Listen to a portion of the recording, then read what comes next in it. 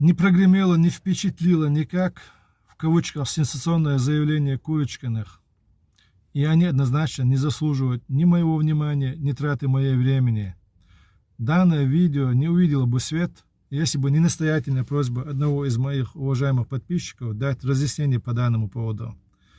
В чем, собственно, мошенничество с моей стороны или со стороны Анзора Масадова?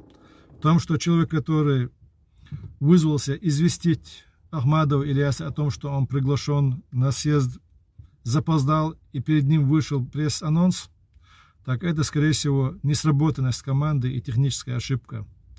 Раз уж вы столь тщательно выискиваете ошибки у нас и стараетесь навесить на эти ошибки ярлык мошенничества, то почему вы в упор не видите мошенничество в наглом заявлении Мусы Ломаева о том, что 6 сентября в Швеции Ахмед Закаев был выбран национальным лидером сторонников независимости? Все, кто участвовали на этом мероприятии, знают, что это не так. Знают чеченцы.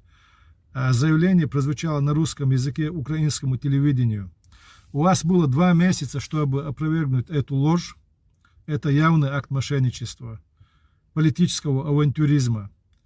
И если бы это было сделано, то в Интерфаксе не прозвучало бы мое заявление о том, что Ахмед Закаев является самозванцем, что является истиной. И я не думаю, что то, что я сказал правду, послужило спусковым крючком к травле моей команды, к опорачиванию ее, к старанию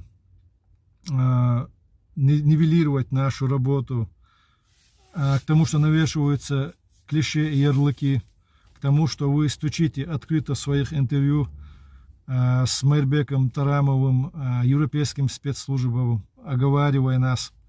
Все это вы делаете только потому, что понимаете, съезд, который призван поставить крест на вашей политической авантюре, близок. И вы сегодня засуетились. Ваше информационное агентство приобрело явный оттенок желтизны Курочкиной, с чем вас и поздравляю.